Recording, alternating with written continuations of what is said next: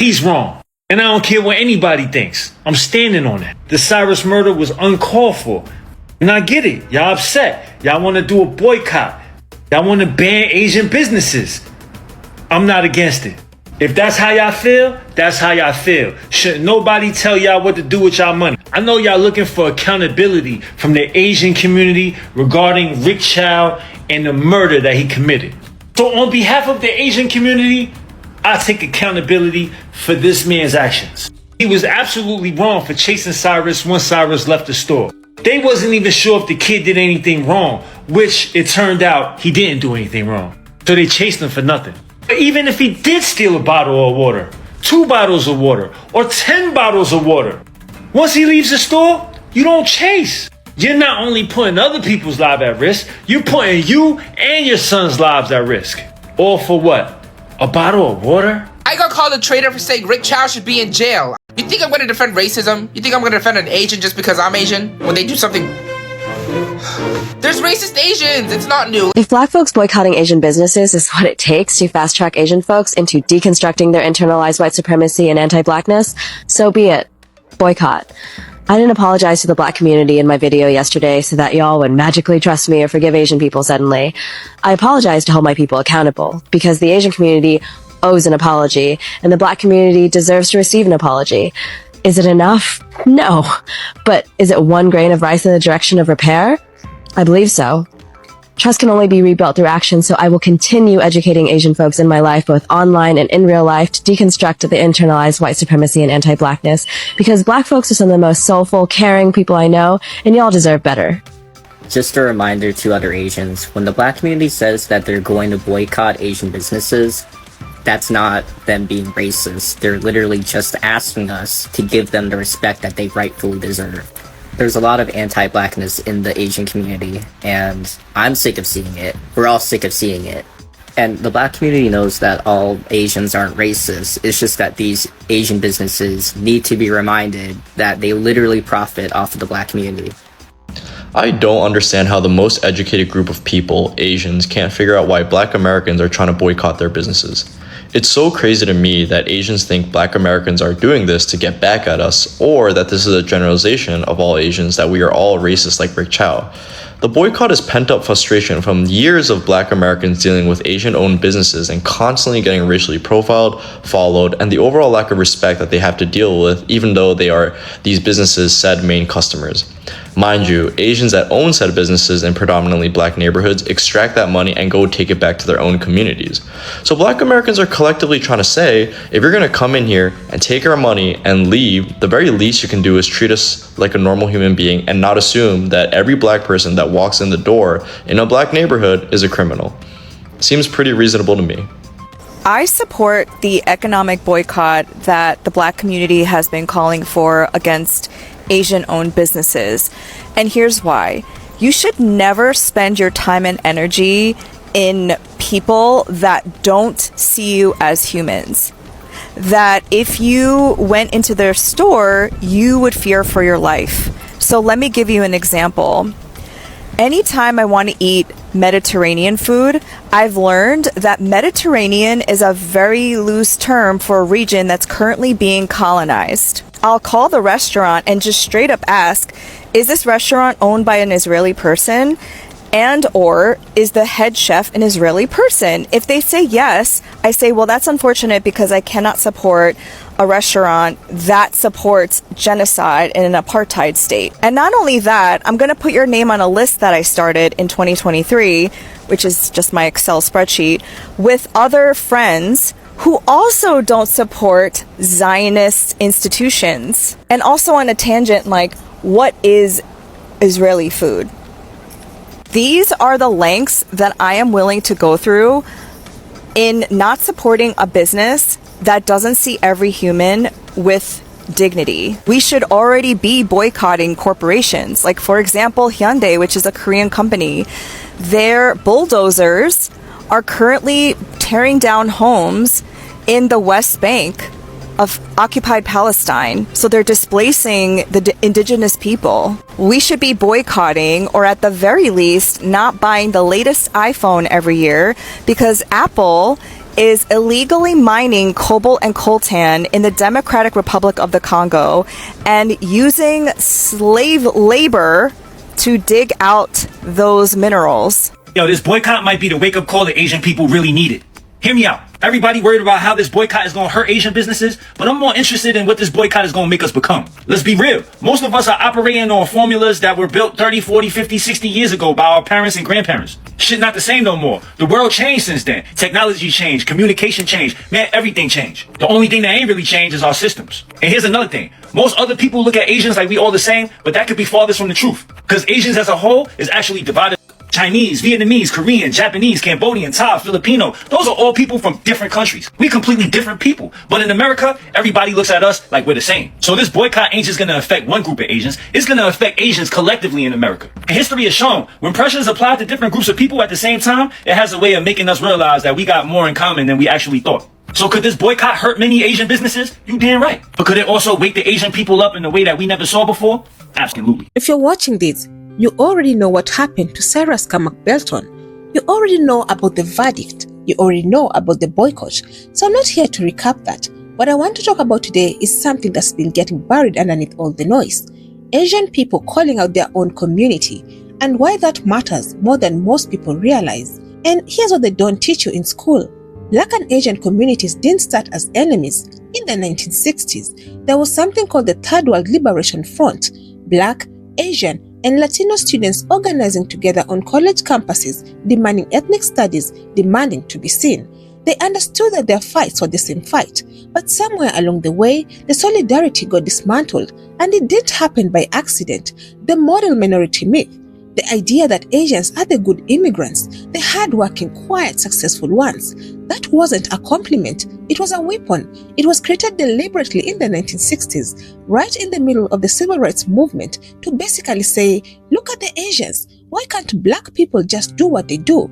It was designed to drive a wedge, to make Asian people complicit in anti-blackness without even realizing it, and to this day, it's still working.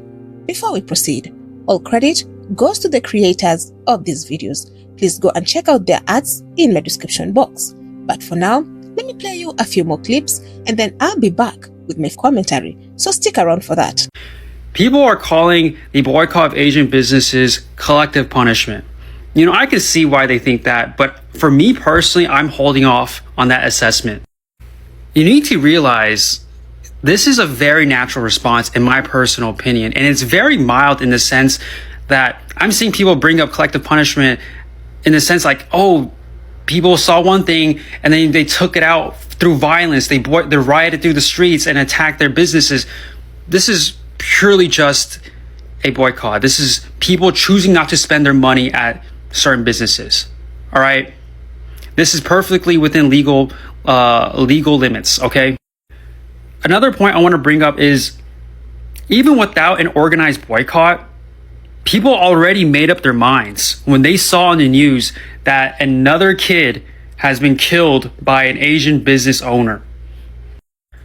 Let's say there is a restaurant franchise, one location accidentally food poisons their clientele and news spreads around, and people around the United States decide to avoid that franchise altogether. Is that collective punishment? I don't really think so. All right. I think collective punishment in this situation would be if people across the United States decides to burn down every single franchise they can find, despite that one specific location being the one at fault.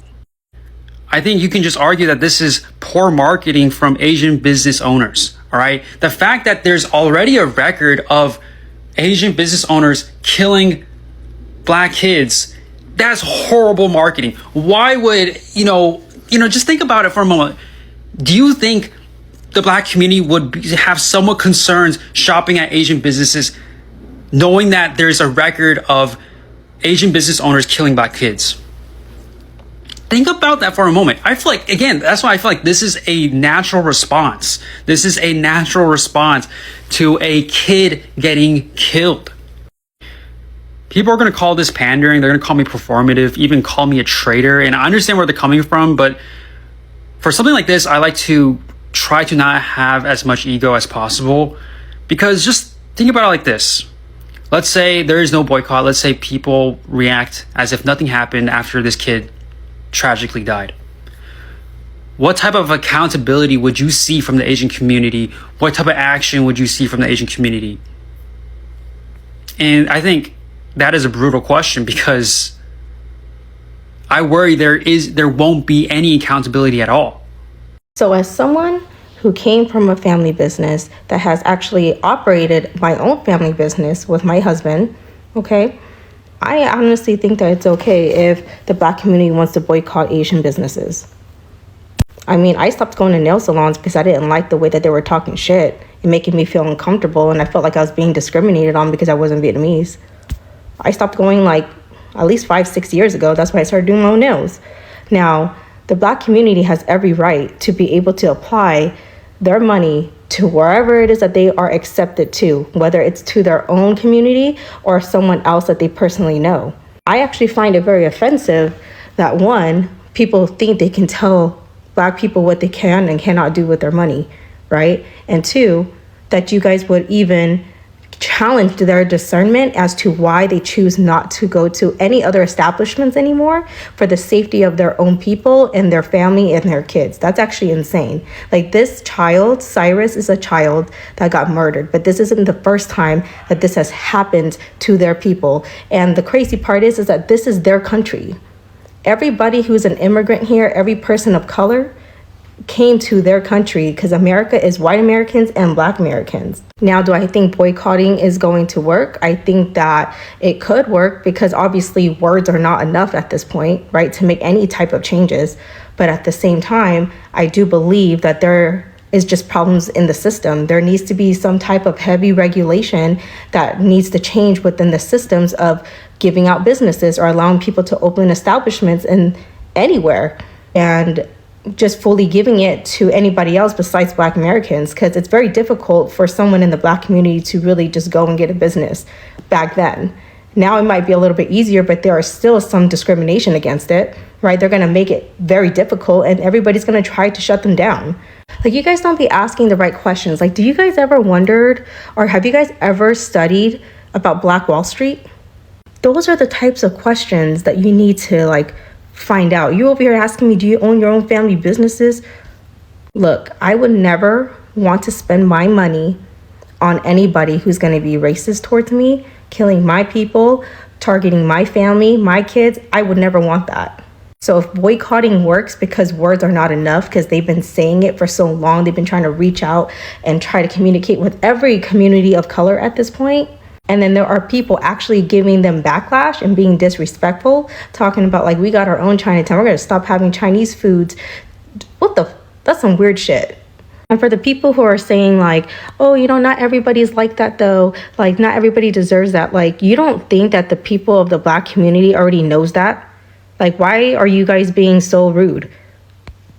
They don't have to be told that. They don't have to be persuaded that. That's insane. It's disrespectful. Asian Americans, I just really want you to understand this. When you guys say stuff like that, you make it seem like as if the Black community is incapable of making their own decisions. Like, you guys are telling them what they should do, how to think, what they should do and spend their money on. It's insane. If you guys really want to bring solidarity and bring unity to our communities, the Asian American community and the Black community, what we can do in this type of conversation is that Asian people just need to sit down and listen, because some conversations just require you to listen. I've been struggling to find the right words because my heart is heavy. A child is dead. Before we talk about race, politics, and whose sides we're on, let's start. A 14-year-old who lost his life. A family is living with pain that no parent should ever have to endure. And as a mom, that pains me. I do not stand with a murder. A murder is a murder. I don't care what color you comes in. I do not condone taking a life. My heart aches for Cyrus' family. As an Asian woman married to a Black man and raising his Black child, I refuse to look at this through the lens of us versus them. There is no them. There is only us. Black American fought for civil rights that opened the door for not only themselves but for many community that came after them, including immigrants' family like my own. That history deserve respect. What concerns me most is what happened after tragedies like this. If we allow ourselves to be divided every time something terrible happens, then the people who benefit from that division never have to answer the harder questions. The harder questions are about the people and the institutions with the power to make decisions that affects all of our lives. The harder questions are about the system that are supposed to deliver justice when justice is needed. When those systems fail, ordinary people are often left fighting each other instead of demanding answer from the people who have the power to make things different. Instead of asking why a child is dead, we end up fighting each other. Instead of demanding accountability, we argue over race. Instead of seeking justice, we become distracted by hatred. The truth is that many minority communities are fighting the same battle. We're trying to survive, provide for our family, and create opportunity for our children. When people live in fear, scarcity, and survival mode long enough, they begin to see each other as competitors instead of neighbors. The world I want for our children to exist together is one where a kid never feels desperate enough to steal a bottle of water, where another person never feel they need to chase someone down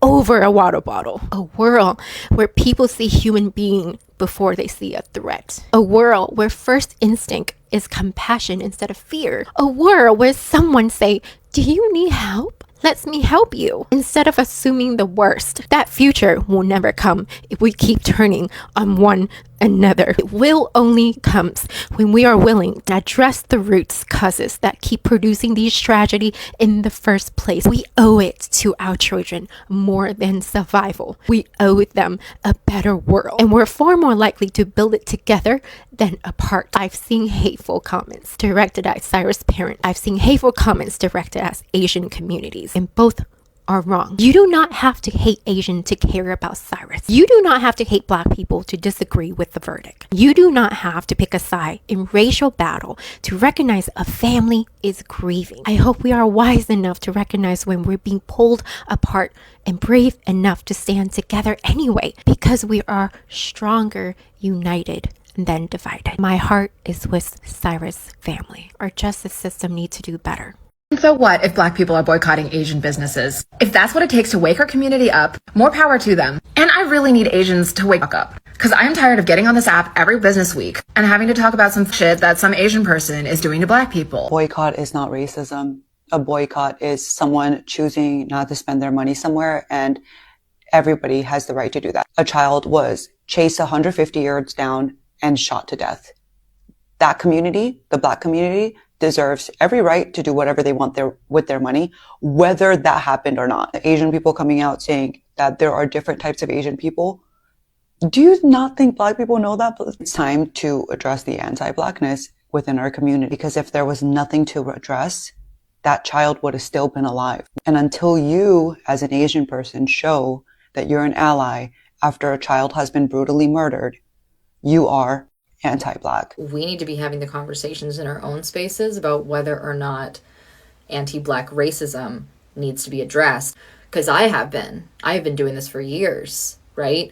Have you been doing that before you decided to come online and post a video being like, oh, Black Americans are such hypocrites, which they are not. They have a right. Like, they have an absolute right, because we do have rampant anti-Black racism.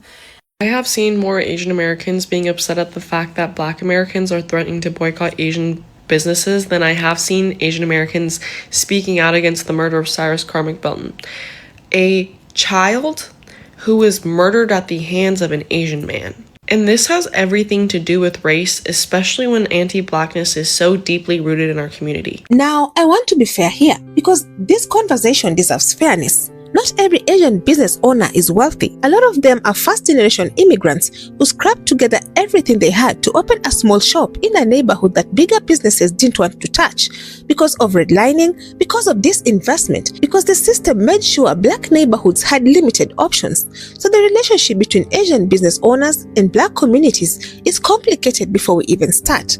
But here's what's also true. There is a documented pattern of black customers being surveilled, followed, treated with suspicion in some of these spaces, and the Chow case put that pattern on full display. Surveillance footage shows Chow's wife following Cyrus through the store before the chase even started. A 14-year-old boy followed for water.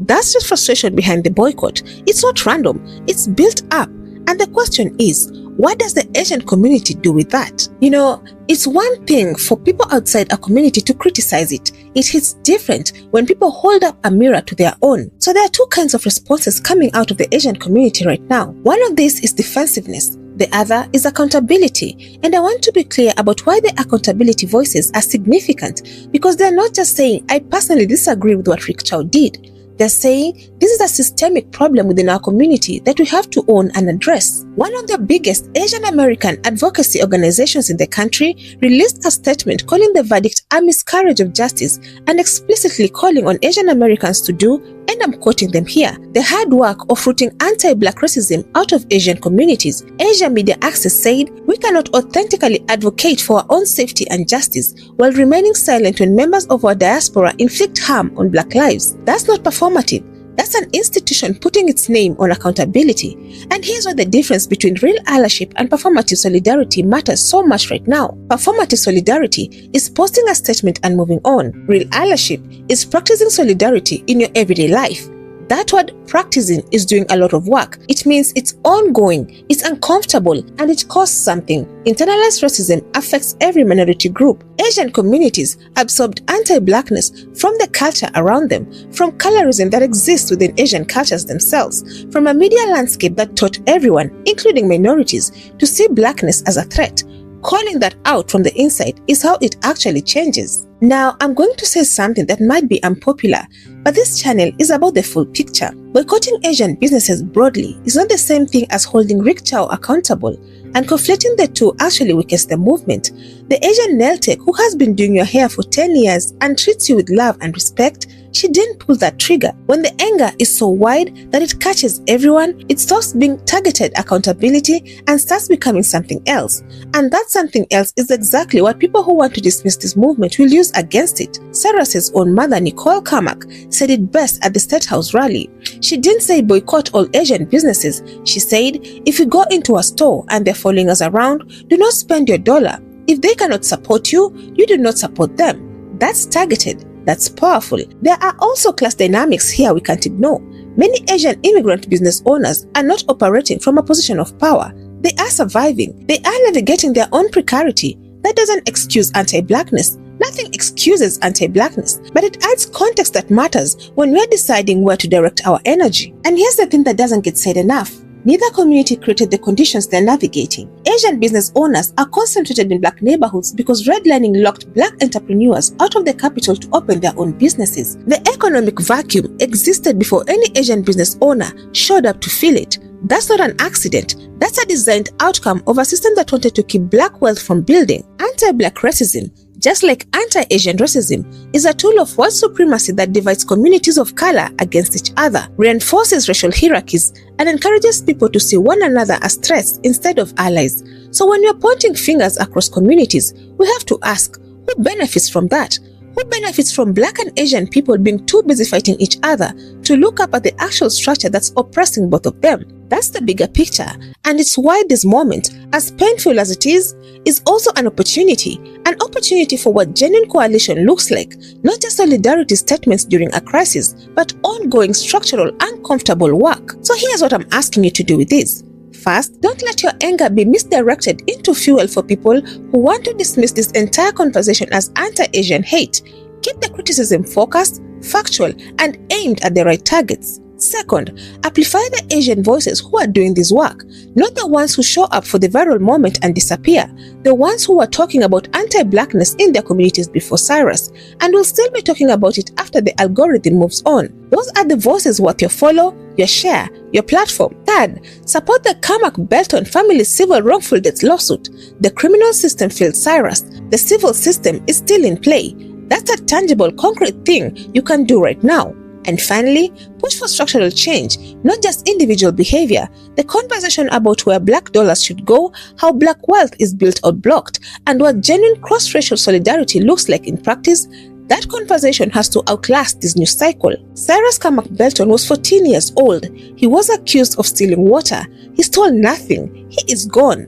The least we can do is make sure the conversation his death sparked actually leads somewhere. Here's the thing, if you open any app like Threads or Twitter or anywhere, you will see that this alleged black community that you're talking about, it is very divided on whether they should be boycotting Asian businesses or not. Literally 50-50. You can look at any argument and there's going to be some black people that are like, we definitely need to boycott these Asian businesses. And then in that same thread, it's going to be people saying, no, we're not doing that today. So that's the thing. Like, there's no black community and there's no one feeling. So what do you all think? Do you think Asians speaking out are doing enough, or is it just damage control?